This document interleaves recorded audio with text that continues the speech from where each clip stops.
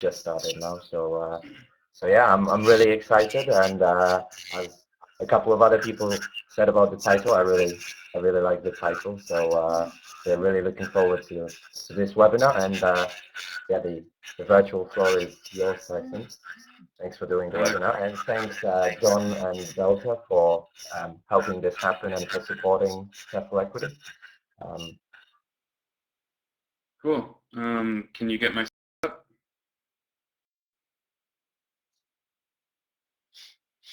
Yep.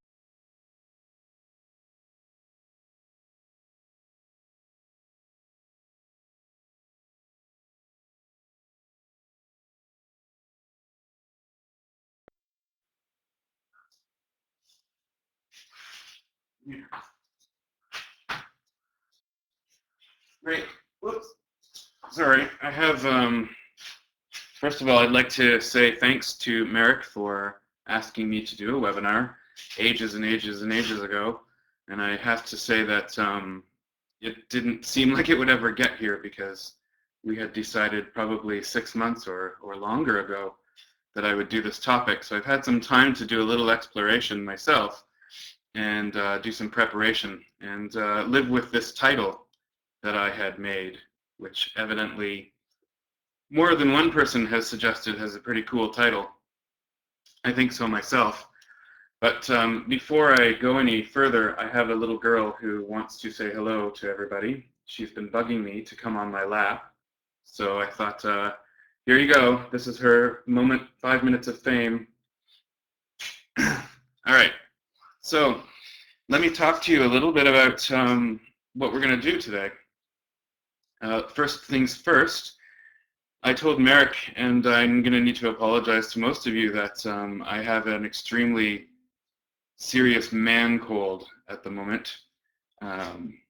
And if you're wondering why I've distinguished it with the term man cold, I wonder if any women may be able to understand why it is that we sometimes call this a man cold. So if in the chat box, can you distinguish the difference between a man cold and then just a regular cold? And I think that will get us started out.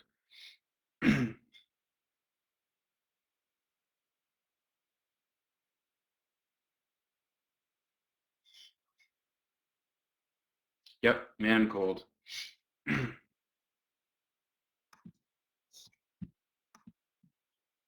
So when you're thinking about it, try to think about the difference between when men are sick and when women are sick. And maybe that will give you a little bit of a clue.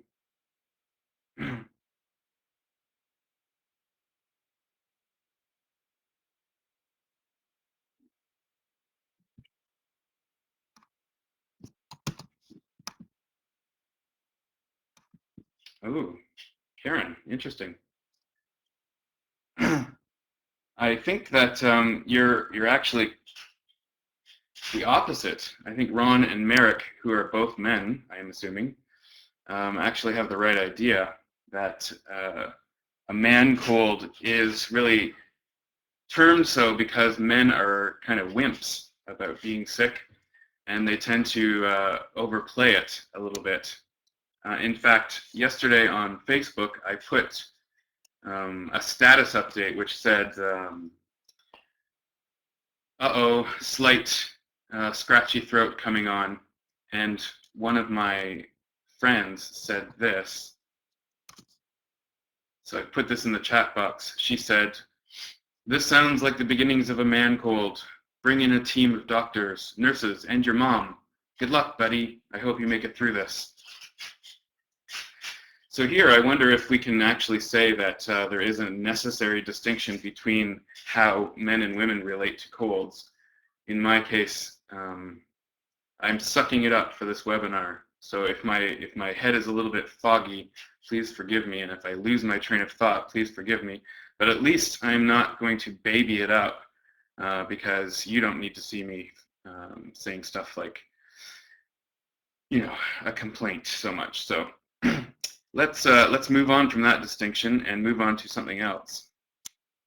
So I want to focus just a little bit of time on this quote, which is something that was in the abstract for this webinar. It says, quote, "This class helped me improve my confidence with English more than any other, thanks to Ms. X's knowledge, methods, and interest in me." So I want to spend a little time with this quote and think about who is saying it and who it is being talked about. This is a quote from a student, and this student filled out a program evaluation or a class evaluation after one of the classes that she, in fact, had taken. And I've removed the teacher's name here, but when we read through this quote, what kind of teacher immediately pops into your mind? Who do you see as Ms. X in this case? Maybe in the chat box you could describe who Ms. X is like.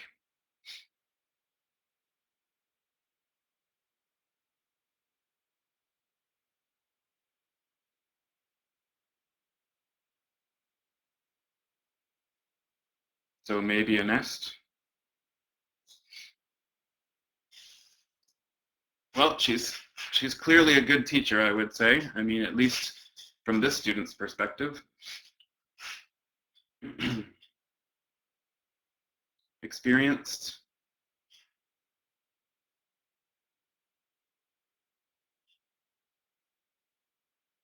I think if we take a look at the way that this student has described the teacher, we can say that the student believes the teacher is knowledgeable about teaching, right? They believe that the teacher has probably some experience with teaching because she uses a variety of methods, and those methods seem to be working for the student.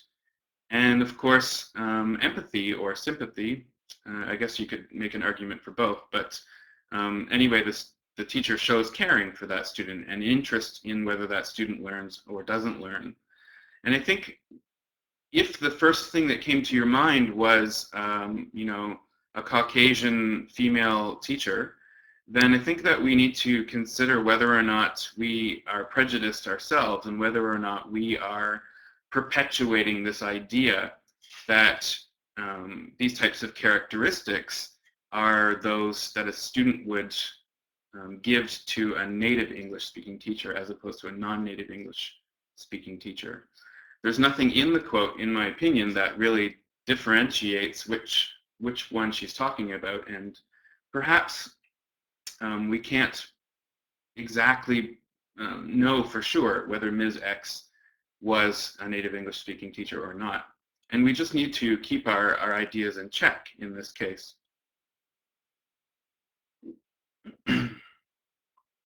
You're right, Ron. You know, teachers may be very prejudiced in comparison.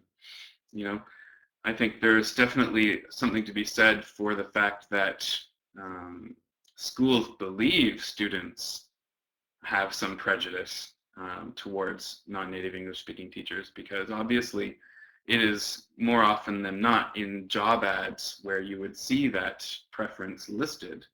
And of course, what's motivating that preference? Well, that's the idea that the students or the clients, or the customers in this case, would prefer native English-speaking teachers themselves. But there's been some discussion, you know, obviously around this topic, whether or not students in fact feel this way, and whether students in fact, after at least getting into a class with a non-native English-speaking teacher, either even recognizes that they're non-native English-speaking teachers, first of all, and secondly, whether or not that actually matters throughout the time that they're in that class. I can speak for my own context a little bit. I am a teacher in Toronto.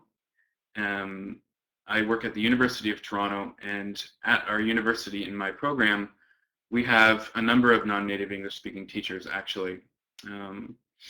And you know, there's a certain amount of initial questioning whether or not the students would find that troublesome. We have non-native English-speaking teachers from Japan, from Korea, from Hungary, although, there's a certain point where you wonder, what does it matter? What makes a person a non-native English-speaking teacher? At a certain point, their language capabilities really seem to make no difference between them and myself, and it comes down to experience and their ability to teach and how much they are able to reach those students. So the bottom line here, without going too much into more detail, is that, of course, it is our ideas probably that are focusing whether or not we think the Ms. X is a non-native English speaking teacher or not, and not really the students in this case. So what I want to talk about in my presentation is I'm going to start with a little bit of a vocabulary journey from the past. And this vocabulary is something that I found quite interesting in terms of how we used to distinguish between different types of professions. And then we're going to move on towards how those professions have evolved so that the distinction between how we talked about them became more and more irrelevant. And then finally today we're going to move on to where we look at some language teaching job ads, look at the qualifications in which the schools are looking for, and come up with some idea on whether or not those are valid native English speaking teacher qualifications or non-native English speaking teacher qualifications, or whether they just apply to both.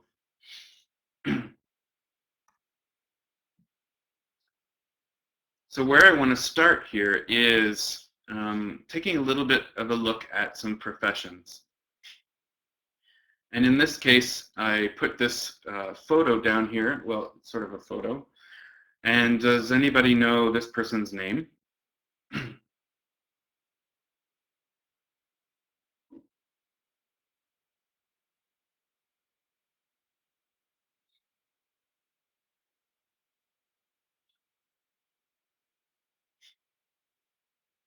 So Karen's got it.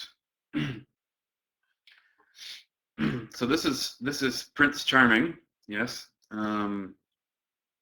It's from the Disney cartoons, of course. And why do we call him Prince?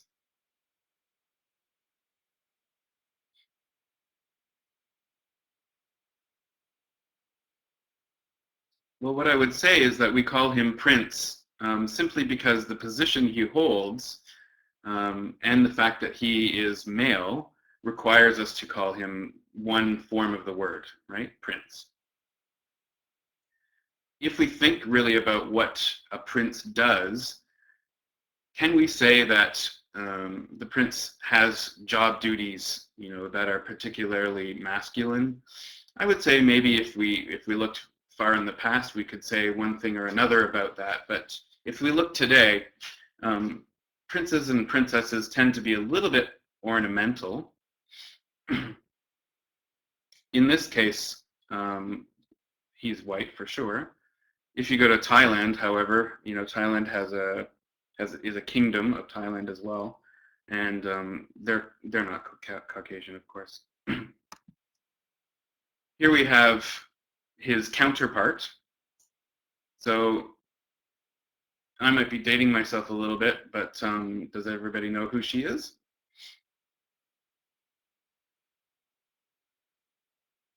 Almost.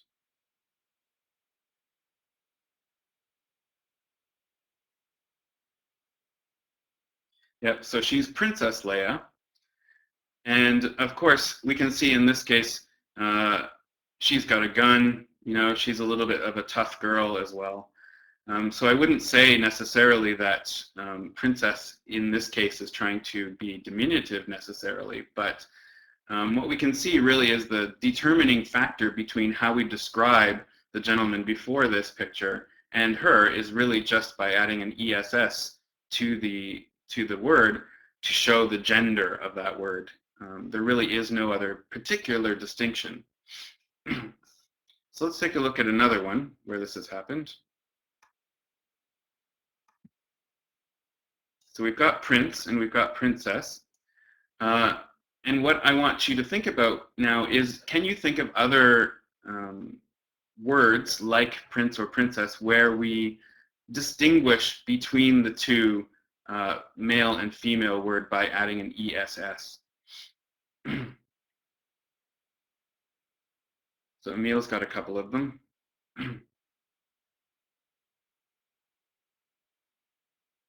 Where else do we use ESS to distinguish between these two words? Ah, that's a good one, Andrea. Lion and lioness. It's not really a profession, so I hadn't included the animals in here, but you're totally right.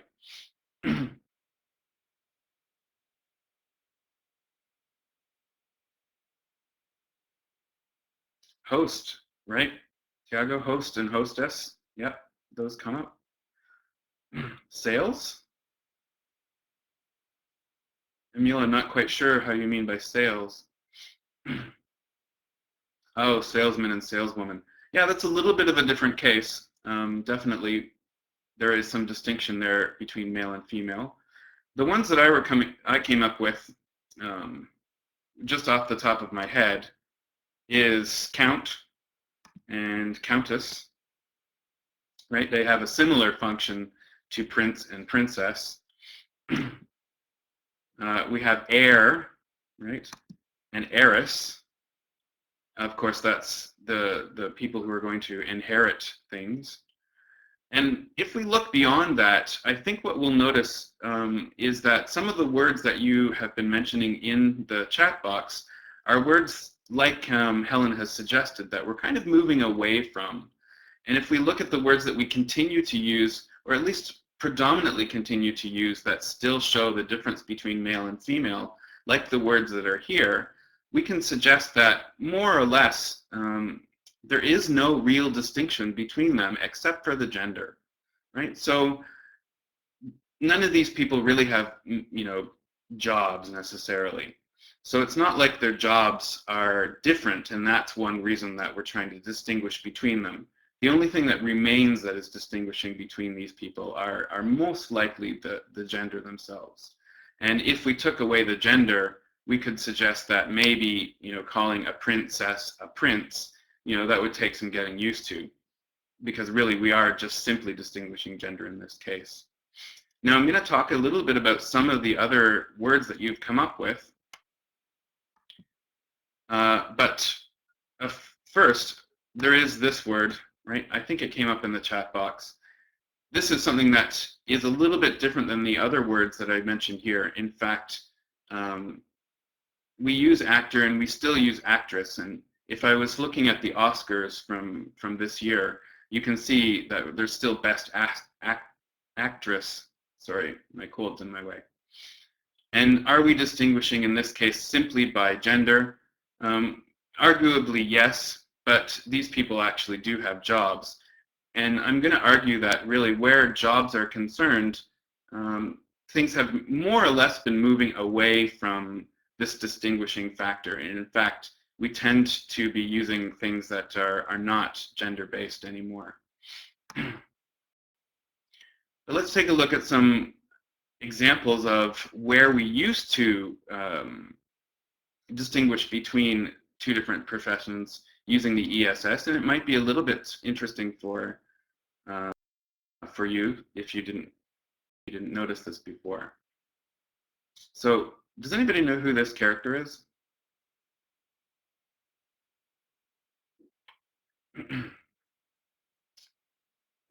Not much happening in the chat box, so I'm going to think that maybe you don't know who this character is. That again may date me a little bit. Well, she is the female version of this.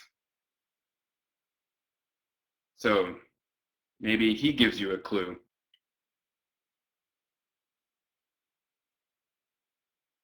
What kind of profession does this man do?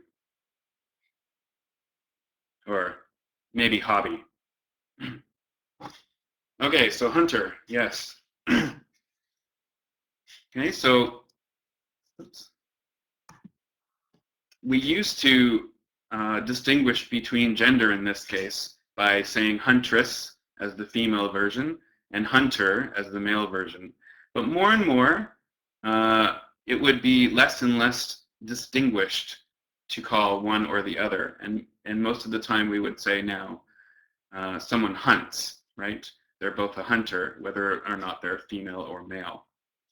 So in case you didn't know that before, this woman is a character in comic books, and her name is Huntress. So let's try another one. Where is another case where we've moved away a little bit from this distinction, and we're starting to use mostly the male form. So here, fairly obvious, might be a nurse, might also be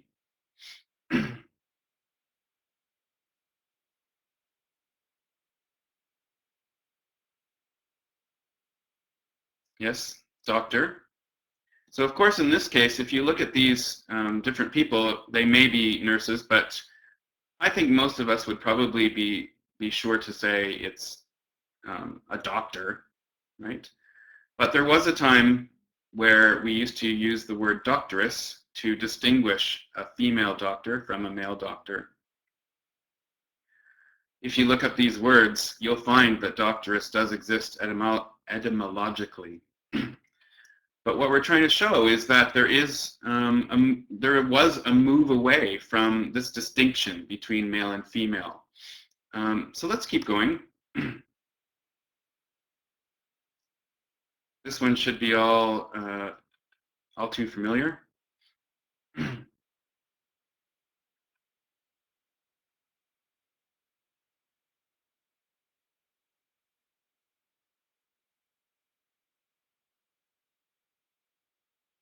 Instructress. Interesting. Well, I think this is, if you were going to say, what do you do as a profession, you would probably say that you're a teacher. And there was a diminutive form of teacher at one time, teacheress, and teacher. Absolutely there was. In some cases, we would, in the early 20th century, and probably sometime before that, we would probably call the teacher mistress in some cases. An interesting point to note about teacheress and teacher is that when I was exploring this topic a little bit further, I noticed that there was a form of educator that also had a female form at one point in history, which I had never heard of before. But apparently I'm growing up in a time where we don't make this distinction anymore. So if you look at the word educator, what do you think would be the female form of educator? And I'll tell you right now, it's not educatoress, but it does have a form that you would be familiar with if I told you it.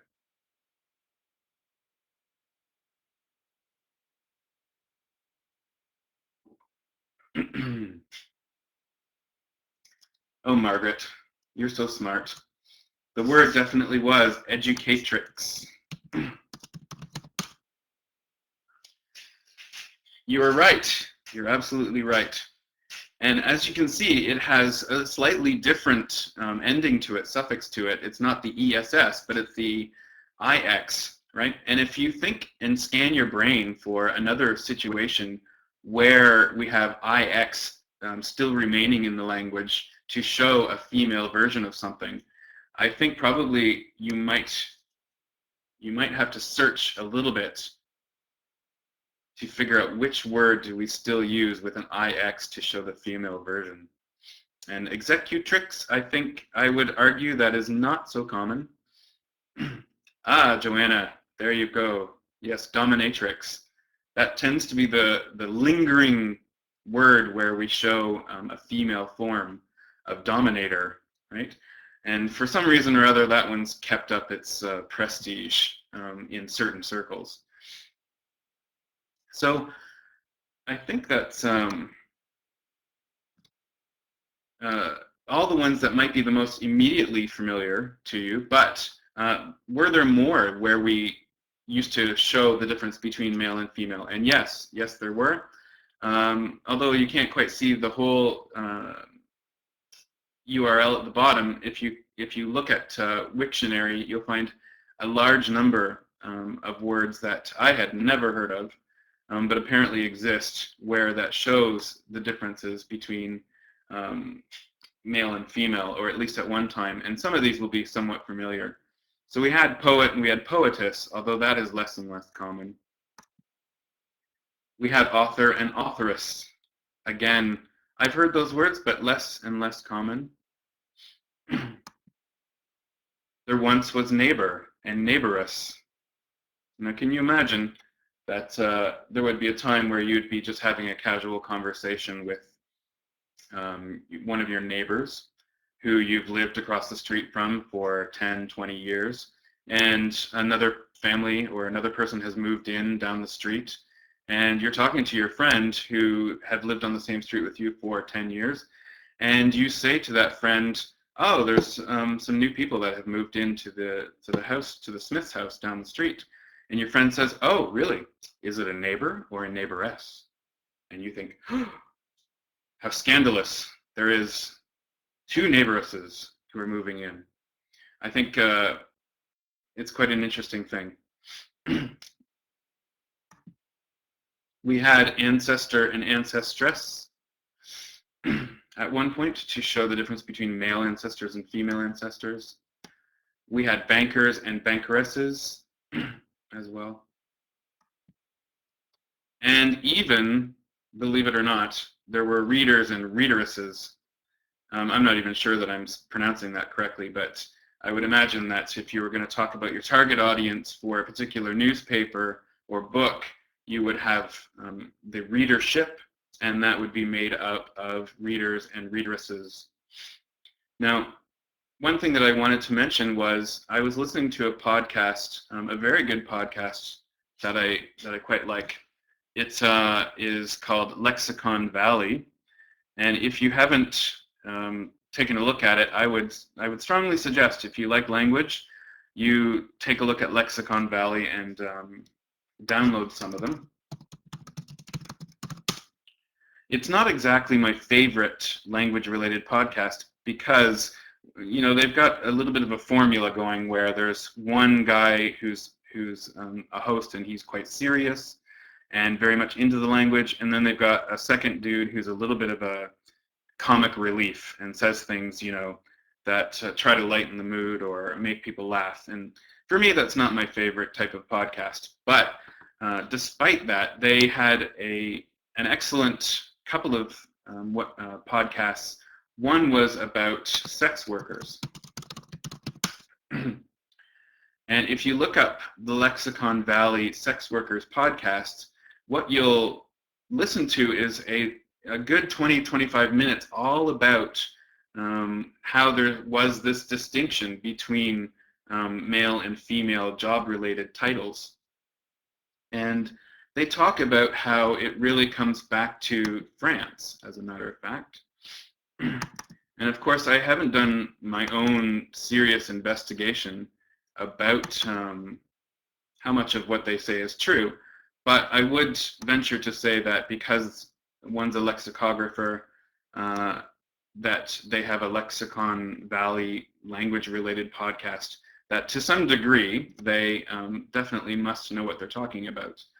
And this episode was from February 23rd, and they go through this distinction between male and female versions of words and suggest that at one point or other they came from French words, and that the English saw this pattern and thought, hey, you know, it might be a good way to add some distinction to our own language. So they took some of the words and kept some of them. And really, if you do think of it, what was the purpose to adding a female form to an existing male word? It really is sort of a diminutive approach to language. They're really trying to suggest things are, you know, more feminine or smaller or maybe less useful. And I think it was a way of patriarchy really trying to put um, that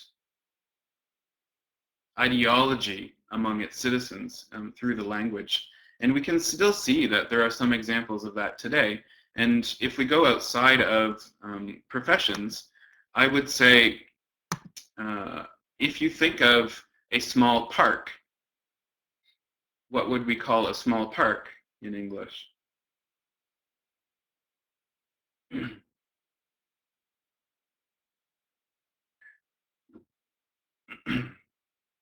Yeah, exactly. We'd call it a parkette, right? How about a dining room table and chairs, but a very small version of that?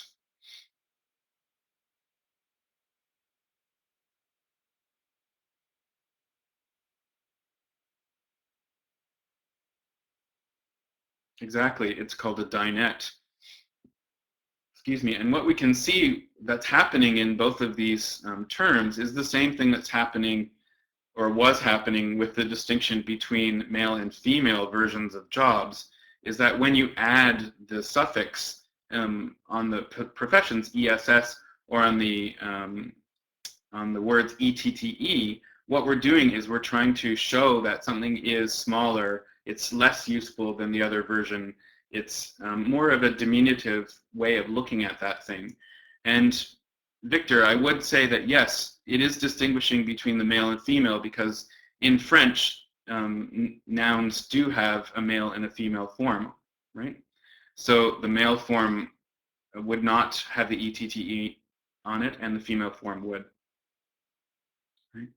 So there is a sort of engendering of objects as well as there is an engendering of jobs. And what we can see if we move through, time, particularly the late 20th century, is that we started to move away from this distinction, particularly in jobs. And unfortunately, for the objects, I guess they still have to remain stigmatized with the ETTE. So is there a real difference when we look at these jobs and the characteristics and the qualifications that are necessary to have these jobs between men and women? And I put this diagram here because I thought it was a really good way of looking at the fact that, generally speaking, there's very little difference, between men and women on the inside.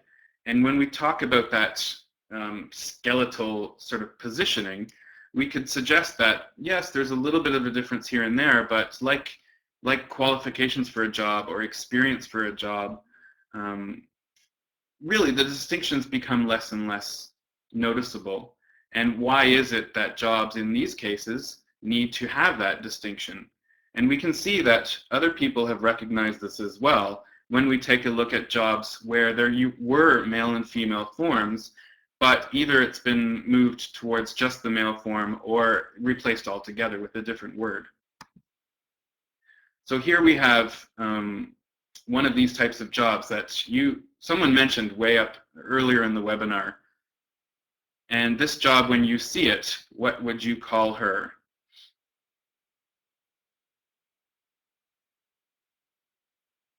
So what job does she have?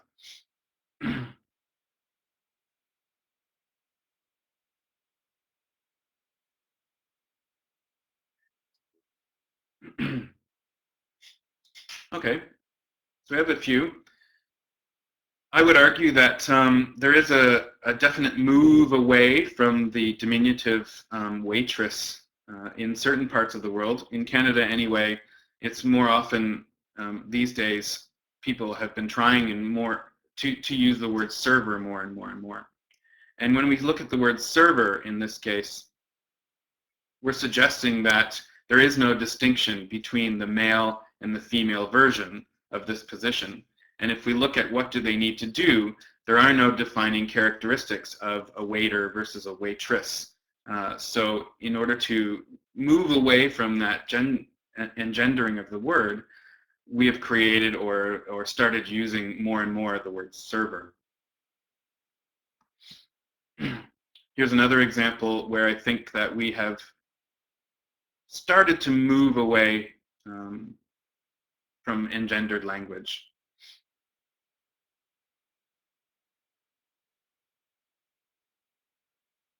Right? So before, we would have a fireman, right? Even when I was little, I can remember talking about different jobs you wanted to be when you grew up. And people would say, oh, you know, I'd like to be a fireman. And that just typically seemed to be the word of choice, mostly, obviously, because men did it. But as more and more women have chosen to be firemen as well, we had this choice. Do we go with fireman and firewoman, which I think was the initial solution, but then more and more we've replaced it with the word firefighter.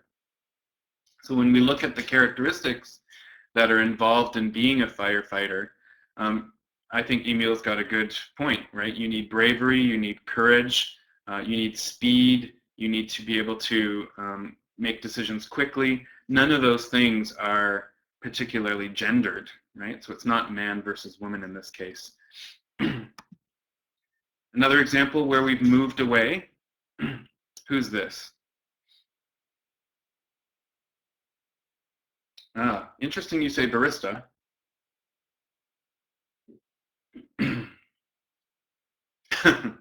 Or a best friend.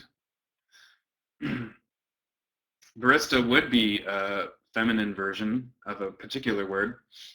In this case, I think what we're talking about is, well, what I'm looking for anywhere, Victor suggests, is bartender. And if we looked in the past, we would have a barman and a barmaid.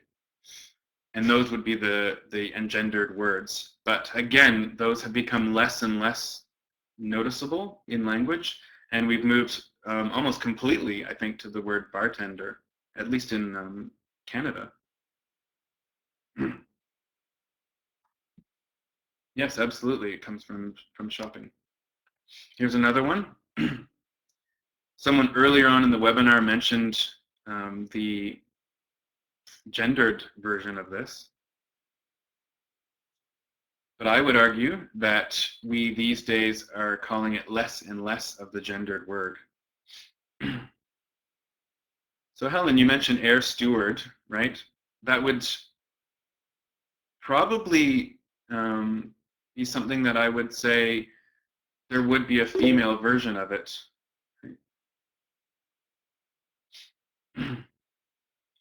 So we used to definitely have steward and stewardess.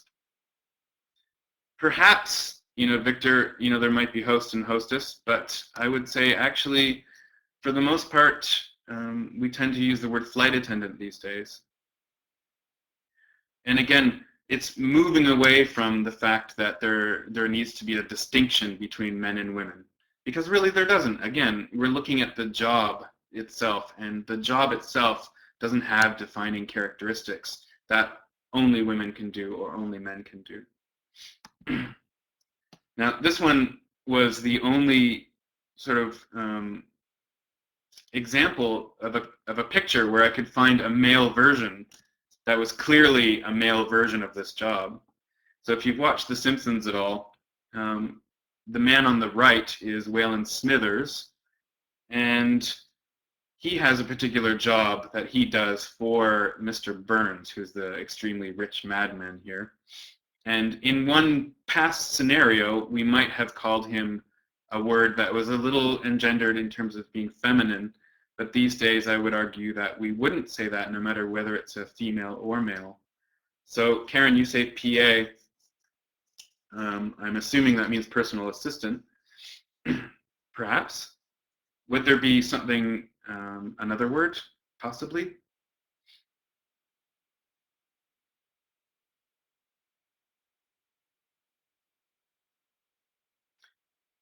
Yep, I think definitely there is a secretary version, right? Normally, if you would think about a person who answers the phone calls, makes the schedule for a particular executive, in the the 50s, 60s, 70s, 80s, we probably would have called that person a secretary, and more than likely we would have imagined a female doing that job.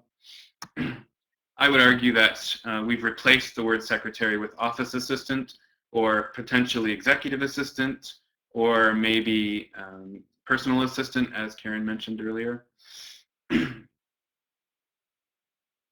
I was one of these myself, not terribly long ago, maybe 15, 20 years ago.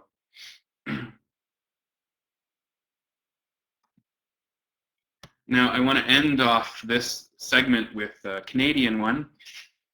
Obviously, I'm in Canada, so I want to show a little bit of Canadian pride. These guys are famous, maybe not in the world, actually, I'm not totally sure. But they act sort of like another job. They are Mounties, that's absolutely true. But Mounties themselves are kind of like police, in a sense. I guess you could call them sort of federal police, whereas we have city police as well. And you can see within the Mounties picture here, we've got some men and some women. But when we were talking about police in general, we would say in the past that, you know, my son is a policeman, for example. And at one point in the past, we moved away a little bit, again, towards policewoman. But these days, I would argue that the most common language is police officer, as opposed to policewoman and policeman. Now, one thing that I would note is that, you know, these irrelevancies, or the way that we've moved language away from being engendered to having a neutral word, is a little context specific, of course, right? I am talking about a sort of general North American perspective, and I'm sure Europe has some similarities to this. But of course, there's going to be different areas of the world that still use the engendered language. But what I would argue is that in English, there is the intention towards moving towards neutral language, at least in some countries. And these are the countries in which we're going to be finding this neutral language. So it is context specific, and it is about not the words themselves in terms of syntax, but it is more about the fact that attitudes have changed. And as a result of attitudes changing, thanks to equality, we're moving more and more away from this engendered language where we have an ESS version and then a male version, into something that's a little bit more neutral. Not even just the male version, but something that's more neutral altogether.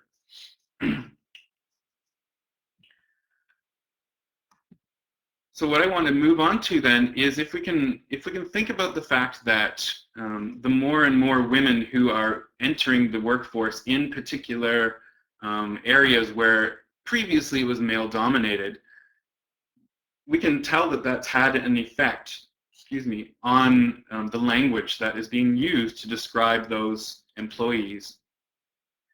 Women being in fireman roles obviously has required language to change, and has suggested that, of course, we need to move away from this distinction, because the distinction is not really about the male version and the female version anymore.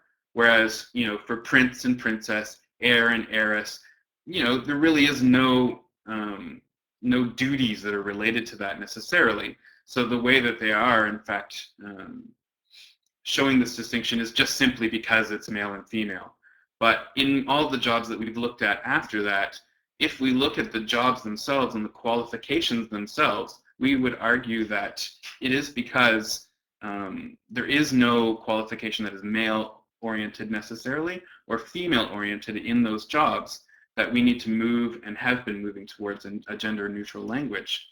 So this brings up the point that I want to get really at the bottom of, is with regards to language teaching.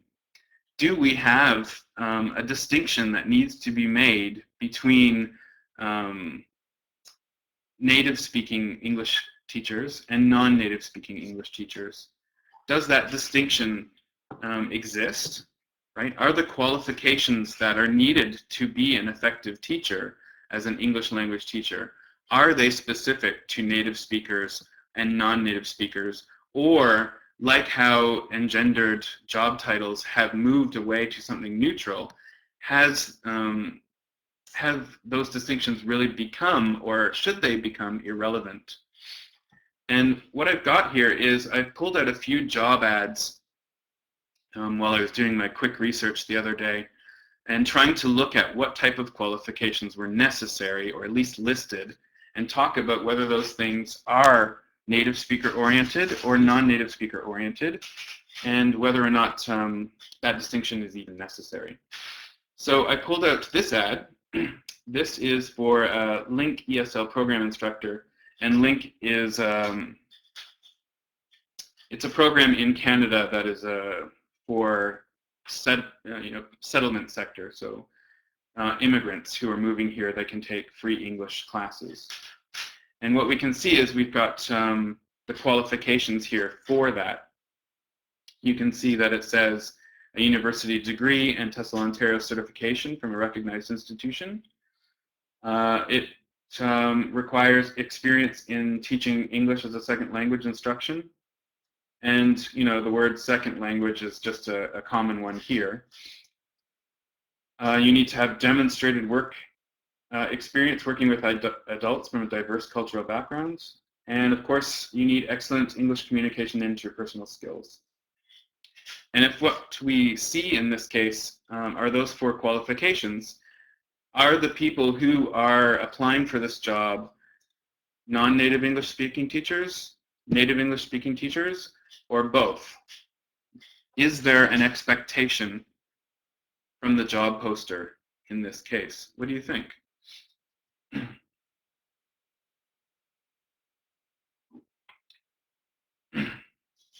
Well, Ailey from France, to answer your question, this is a job that's posted in Ontario, which is a province in Canada, in case you didn't know that. And TESOL Ontario is one governing body of this province. So in order to be employed in Link jobs, you do need to have TESOL Ontario certification as opposed to anything else. Right, so Emil and Merrick, I know that there's some other people typing along, but there's nothing in this job ad, in my opinion, that can suggest one type of person should be applying and not another.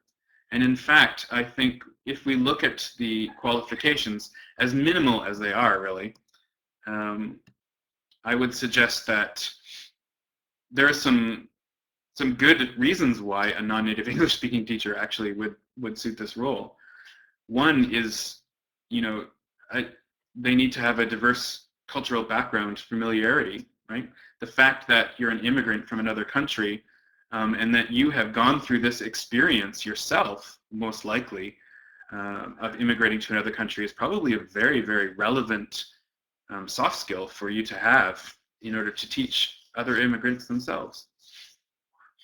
I certainly have never immigrated to another country. I've lived in different countries, but I certainly don't think I would say my experience is exactly as relevant as someone who would come from another country to live in Canada, because that's exactly the type of student that you would get.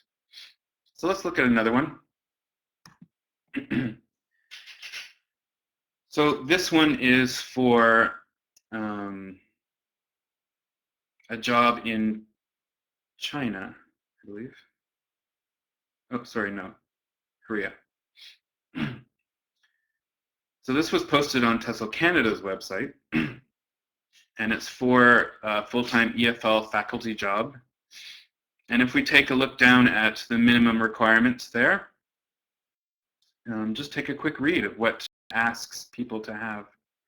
And while you're reading it, do you see anything in there that suggests a native English speaking teacher would be preferred over a non-native English speaking teacher?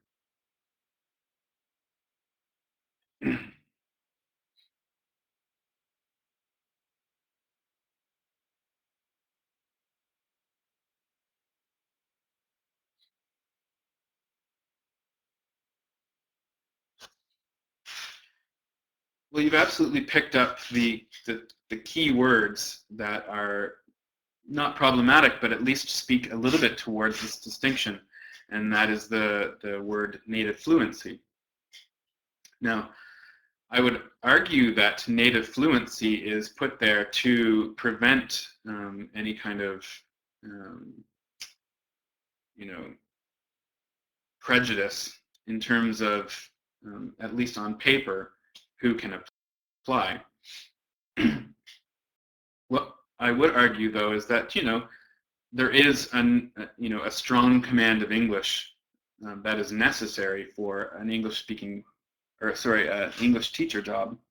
And I would say that it's pretty similar throughout most job ads, that they require, you know, you to speak English or have a very good command of English yourself. And I'm not sure if Igor has done his webinar for you yet or not, Merrick. Igor Cavaliente, I'm not sure I'm pronouncing his name right, but I saw him at the Teacher Development SIG at TEFL last year talk about the fact that non-native English-speaking teachers need to improve their language, and it's a kind of discussion that's not been so clear, not been so forthright. And I think that the point that this job ad and many job ads that I'm actually going to show you is making, and I think that you know, native speakers in general make, is that you do in fact need to have native-like fluency in order to be a teacher, unless you're going to be teaching in your L1. And it just goes to show that what that native fluency actually means should be kind of interpreted. It doesn't necessarily mean that it's your L1, but it does mean that you are strong enough at it that, of course, you are comfortable teaching that language itself. But what we've got with the rest of this is, of course, you know, experience-related qualifications. We want, in this case, someone who's taught engineering students, right? Well, Victor, that's a perfectly good question. You know, native fluency from where? It obviously doesn't say from where in this case, you know, and maybe that's on purpose. So here's another one. This one I took from International House, their website, and they have, you know, tons and tons and tons of job ads. Yeah, Merrick, you make a very good point. You know, I think the idea is, when does the sort of idea that you need to have a strong command of the language become normalized for being an English language teacher, that you no longer have to say it, you know? But it's definitely something that continues to come up. Here is International Houses, and we can see it's a 1-year post-qualification experience, full mastery of English across 4 skills to CEFR C2 and IELTS Band 9 is essential. I found this exact description on many, many, many jobs that were posted on International House's website. Again, what's trying to come across here is that you need to have the strong command of the English language. And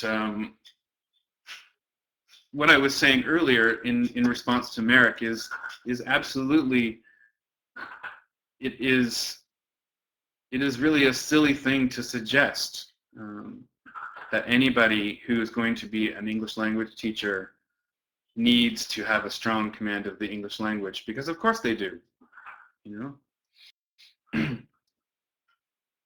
This may, you know, be a response to people who are much, much lower, and, you know, where do you draw that line in terms of what someone needs to get on a, you know, proficiency test?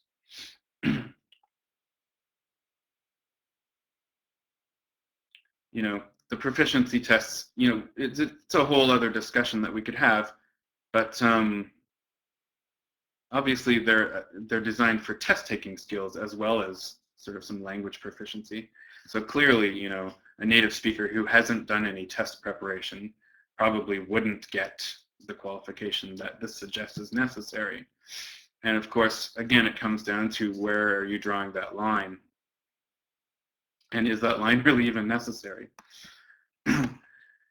Here is what came from the British Council's website. I was looking at their job board. And whenever you apply for a job through the British Council, at least, I mean, I've never done it myself, but at least it looks as though you need to have a certain profile in order to fit this. This profile includes, you know, certain behaviors that you need to have accessibility to, some skills and knowledge that are teaching related. You can see you need to be able to have classroom management, you need experience with course and lesson planning, subject knowledge, understanding your learners, okay? All of those things seem undistinguished between natives and non-native English-speaking teachers. Experience, they say, for example, you need CELTA or Trinity TEFL experience. So we're looking at TEFL training in one form or another. Experience with the target audience that you're going to be teaching, young learners 18 to 17. And then the qualifications below that, you can see again, there's teacher training involved, there's a degree or a recognized equivalent from a university, and then again, there's that full mastery of English across 4 skills. So it's pretty prevalent that there's some sort of discussion about the fact that there needs to be a strong language skills. And my point really is that that is obvious with this type of job.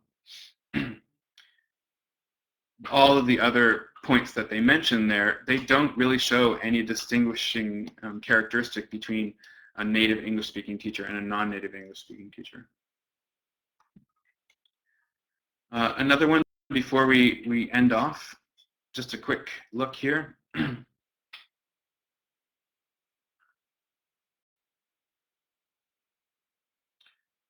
So again, nothing in this ad in particular, even though it's for China, suggests that it has to be a native English-speaking teacher. Being outgoing, being enthusiastic, cooperative, excellent interactive ability, experience in teaching English and other subjects is preferred, right? There's a TEFL qualification. In this case, you don't even need a degree, and they suggest teachers are welcome from all over the world. So again, there's no distinguishing characteristics, in my opinion, that say you need to be or you should be, or that a native speaker is a better person for this job. However, that's not to say that they don't have ads where these things are said. You can see right in the middle of this ad, this also comes from TEFL.com. It says native speaker preferred, right? However, when you look at all of the other aspects that are required in this job, there's nothing in there that suggests that a native English-speaking teacher has any distinguishing characteristics from a non-native English-speaking teacher. The only characteristic that it does seem to come down to really is the command of English. So if we look at what qualifications generally are asked of teachers who teach English, we do have that strong command of the language, right? And I would argue, as I said, and Merrick has said before, that just like you wouldn't say a firefighter's qualification needs to be brave or needs to understand fire, right? It's sort of obvious in this case that if you're going to be a language teacher, you need to have strong command of that language. Most job ads suggest you need a university degree, and the higher the institution, the higher degree tends to be required. They almost all say that you need TEFL or TEFL training of some sort or other, and you know, that's fair. They almost all say that they want teaching experience, and often context specific. So if you're teaching young learners, then that's the type of job that you should be looking for. If the job is teaching engineering students, then that's the type of experience they want. And of course, you need to have the valid work permits in order to do this job. But nothing in there specifically is suggesting that there is a distinguishing characteristic or that we need to make the distinction between natives or non-native English-speaking teachers. Really, nests are not something that come in language teaching. They come with birds. So I would like to just end off by saying I don't think distinctions are necessary. What we've got here is I support the idea that we need equity in TEFL, and it really comes down to the fact that where I live in Toronto, everybody is from different places. You know, we're a city packed full of immigrants, and the fact that we have a language teaching industry here at all is because there are immigrants here, and there are students studying abroad. And if we eliminate those immigrants, especially those who have language teaching experience and qualifications, if we eliminate all of them from the possibility of having an English language teaching job here, then we're eliminating a large pool of people who are excellent teachers, and we would be replacing them, you know, quite possibly with people who are not as suitable for the job. So I'd like to end there. Sorry I went a little bit over time, and I hope you enjoyed the webinar. I apologize for getting a little off track here and there, but my head's quite foggy, and I'm going to take some neocitrin, which is cold medicine, right after this is done. So thank you very much. Thanks a lot, Tyson. That was really, really interesting. And if you don't mind, maybe staying for another sort of couple of minutes just to see if anybody has any questions, and then we'll wrap it up. But I did think you just sort of you hit the nail on the head with all those sort of male and female words and those distinctions, and yeah, and then how sort of it struck me really that even if you say in a job ad native like fluency, you are suggesting really that you should be a native. So there are other words perhaps that we could use that are less loaded. Maybe, you know, complete command of the language or complete proficiency. I don't know what you think. Well, I mean, I think as I was trying to suggest that really that isn't necessary at all. I mean, it's something that's normalized within the job, right? So why do job ads actually need to say anything in terms of the command of English? I do think that that's just a granted, right?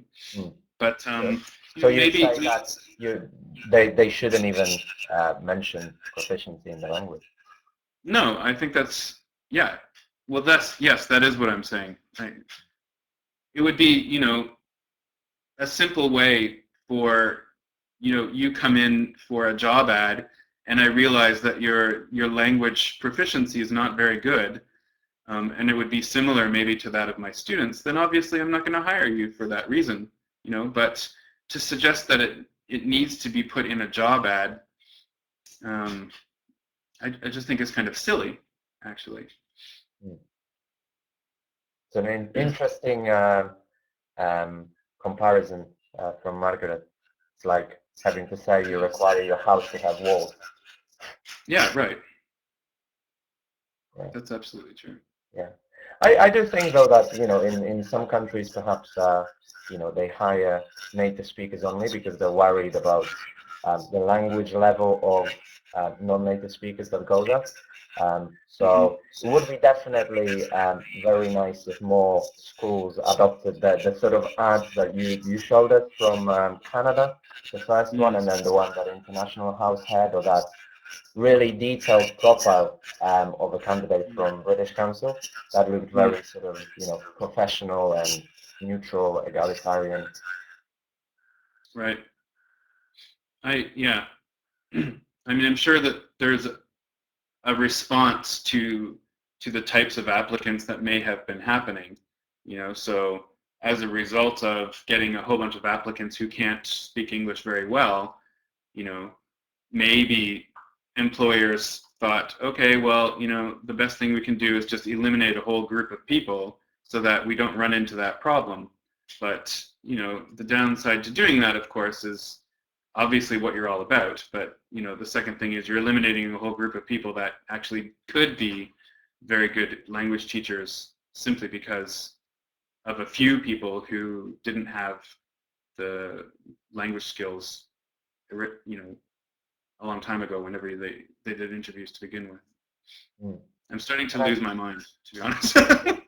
No, and also, I mean, the ad, one of the ads that you showed for China, this is, although it didn't really specify that you have to be a native speaker, I mean, what the whole, you know, this thing has led to is that a lot of ads, you don't need any qualifications, you don't need any experience, as long as you're enthusiastic, happy, and motivated, you can be an English teacher. And I mean, this is clearly wrong, I would suggest as well. You know, it really, that focus on proficiency and being a native speaker, I think, has led to a decrease in the value of professionalism in our industry. Yeah, absolutely. And, you know, it's not just there. I mean, I would probably say that a large number of us who are now, you know, what we would say professionals in this field started off in that type of job, you know, myself included. I went to Korea when I was 22 with 0 teaching experience and just a university degree in my belt, you know. And the fact that I was from Canada obviously helped me out in that case.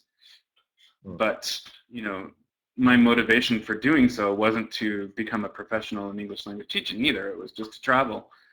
And unfortunately, I think that is well, I don't know, fortunate or unfortunate. It is a segment of our industry, you know, that sort of backpacking, have fun, edutainment, non-professional side of language teaching it's there as well.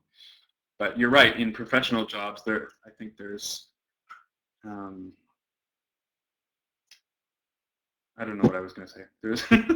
There's more need for it to be professionalized. But, there is, yeah, that could be a whole different webinar, really. Yeah.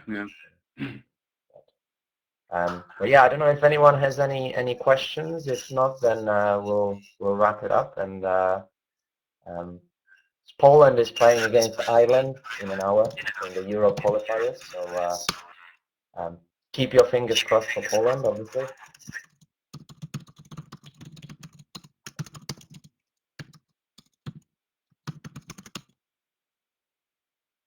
Okay, great. So thanks everyone so much. I'm going to sign off pretty soon and get my cold medicine inside me. Yeah, get better quickly, Yeah. Tyson. Thanks.